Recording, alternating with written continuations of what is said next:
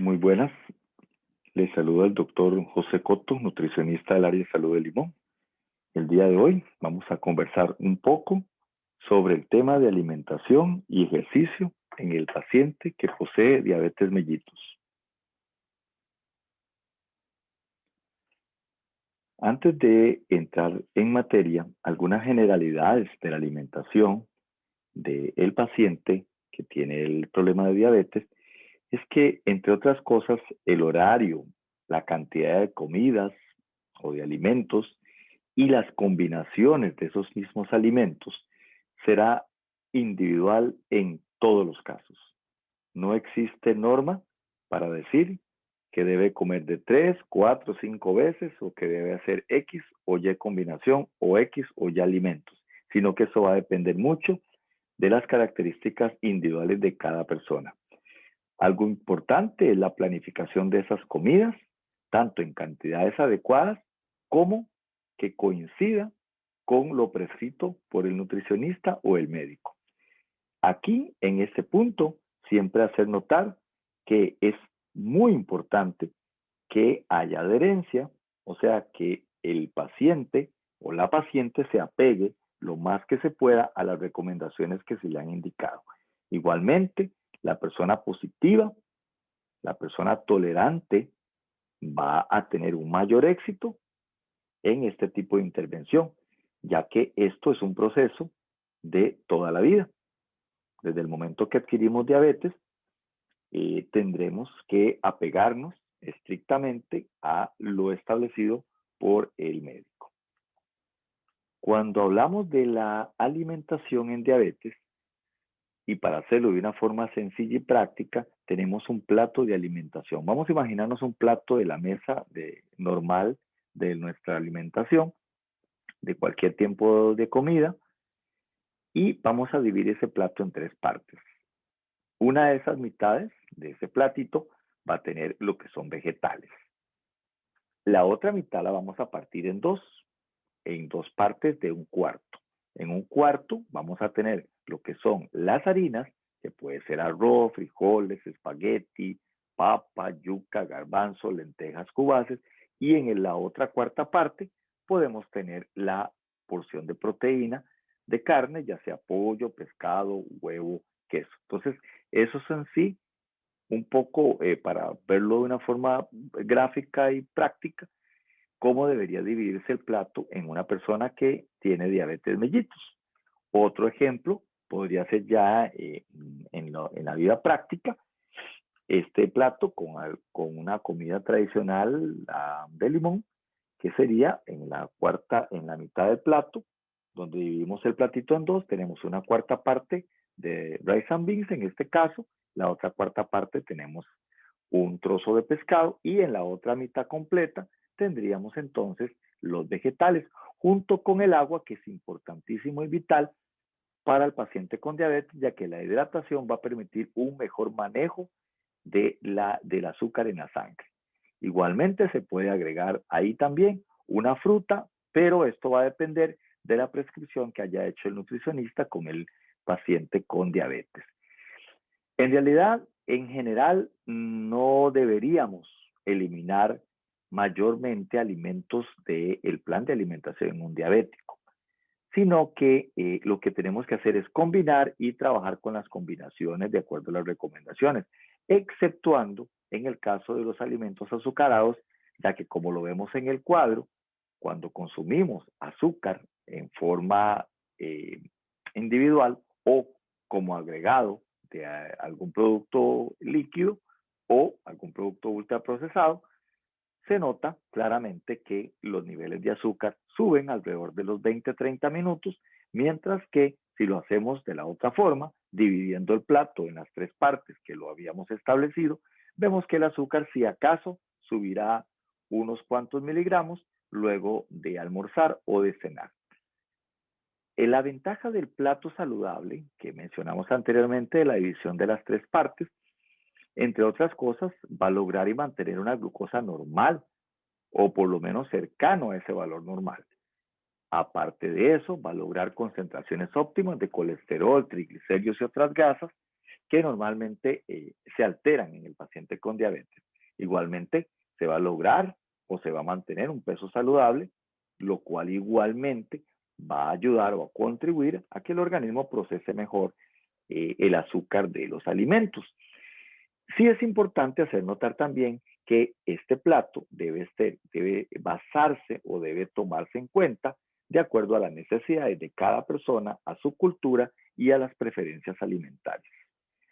Finalmente, en casos especiales, como cuando el azúcar disminuye, que denominamos hipoglucemia, o cuando el azúcar aumenta en sangre, que denominaremos hiperglicemia, tenemos que tener algunas consideraciones. Por ejemplo, si el azúcar en sangre disminuye por debajo de 70 miligramos por decilitro, donde el paciente se va a sentir bastante mal, sudoroso, con taquicardia, con mareos, con sudoración fría, eventualmente dolor de cabeza, vamos a hacer lo siguiente. En medio vasito de agua, vamos a colocar 3 cucharaditas de azúcar, lo vamos a consumir, esperamos 15 minutos a que ese azúcar aumente unos cuantos miligramos por decilitro, que la persona se sienta mejor. Si lo logra, hasta ahí llegamos al proceso. De lo contrario, se debería repetir nuevamente la misma fórmula, o sea, las 3 cucharaditas de azúcar en medio vaso de agua para esperar nuevamente por esos 15 minutos que el azúcar vuelva a su nivel normal.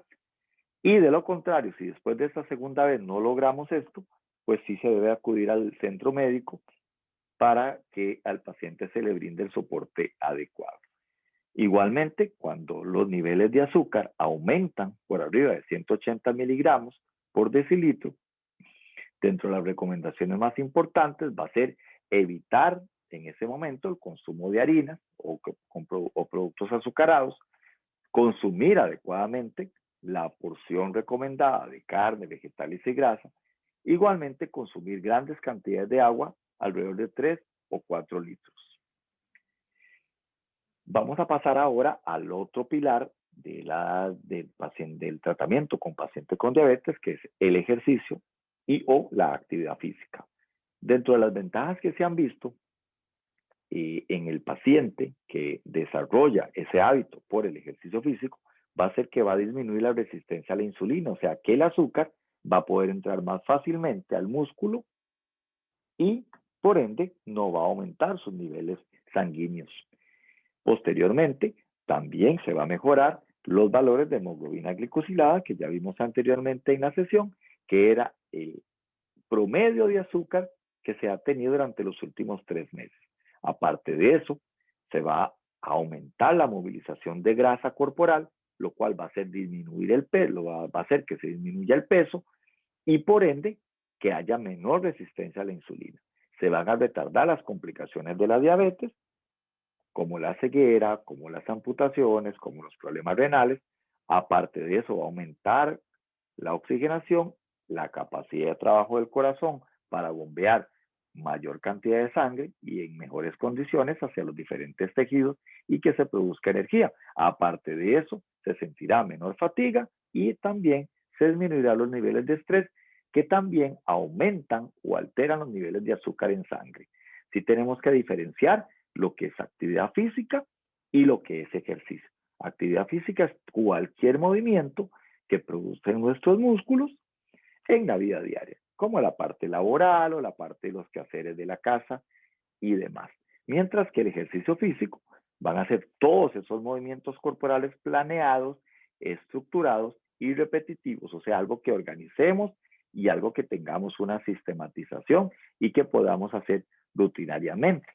También tenemos que tomar en cuenta que una persona sedentaria, lo cual no nos favorece para nada en el paciente con diabetes, va a ser aquella cuya movilidad diaria sea inferior a los 10,000 pasos, que aproximadamente vienen siendo entre 3 y 5 kilómetros, lo cual logramos, por ejemplo, caminando más, bajándonos un poquito antes de que lleguemos a casa, de la parada del autobús, donde normalmente nos bajamos, lo cual también puede ser subir escaleras en vez de los ascensores y tratar de mantenernos activos durante el día.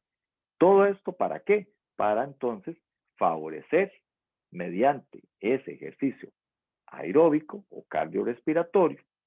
Vamos a mejorar tanto la captación de la glucosa en el músculo, por ende va a disminuir la glucosa en sangre, va a mejorar ese aporte de azúcar al músculo, por lo tanto va a haber más energía, más vitalidad y sobre todo va a hacer que la insulina funcione mejor y por ende va a ayudar a que la glucosa entre más fácilmente al músculo. Sin embargo, otro entrenamiento que se ha dejado de lado es el entrenamiento de fuerza, que es las famosas pesas, liga de resistencia o trabajo con el propio cuerpo. Este tipo de ejercicio se ha visto que va a ayudar a que el azúcar después del entrenamiento perdure durante más tiempo en niveles adecuados o normales. Aparte de eso, va a disminuir el azúcar en ayunas, o sea que vamos a amanecer mucho mejor con los valores de glicemia y también después de comer. Va a disminuir la cantidad de medicamentos que utilicemos. Aparte de eso, va a tener una gran incidencia sobre la disminución de factores de riesgo del corazón, como el colesterol, la presión alta y la resistencia a la insulina, que ya vimos que es la dificultad para que el azúcar entre al músculo. Aparte de eso, va a disminuir la cantidad de grasa corporal y va a hacer que aumente el músculo, lo cual va a favorecer entonces que se capte mayor glucosa y disminuya los niveles sanguíneos. Un punto importante acá en el paciente con diabetes, aparte de los entrenamientos anteriores, la parte cardiovascular, de baile, de caminata, o la parte de fuerza con las pesas, o las ligas, o el propio cuerpo que vimos anteriormente, es el entrenamiento de la flexibilidad, el cual consiste en estirar nuestro cuerpo rutinariamente, por lo menos de 1 a 2 estiramientos estáticos por cada grupo muscular, ya sea los brazos o las piernas, con una duración de aproximadamente de 10 a 30 segundos y que dure en total unos 20-25 minutos. Esto lo que nos va a servir es para que la sangre pueda entonces fluir más adecuadamente a través del entrenamiento aeróbico, va a fluir con esta flexibilidad, va a llegar adecuadamente a los sitios donde debe absorberse. Por lo tanto, cada 2 días sería recomendable hacer ejercicios de flexibilidad. Ahora, ¿cuáles son las condiciones adecuadas para hacer el ejercicio? No siempre el paciente con diabetes, pues, tendrá la energía y quizás hasta no sea lo más adecuado para que entrene ese día. Sin embargo, sí, por eso es que todo esto tiene que ser muy individualizado y tiene que ser muy personalizado. Más o menos de 4 a 5 veces a la semana podría ser adecuado unos 30-60 minutos de este ejercicio. Finalmente, cuando no debo de hacer ejercicio, que es lo que le decía anteriormente, cuando sentimos hormigueo o adormecimiento de los pies, cuando hay deshidratación, cuando falta el aire, cuando hay náuseas o visión borrosa o tenemos alguna infección. ¿Por qué? Porque esto va a hacer que efectivamente el azúcar no se utilice adecuadamente durante el ejercicio y vamos a terminar probablemente con problemas de hipoglucemia o disminución de los niveles de azúcar en sangre. Recuerde que la diabetes la controlamos juntos.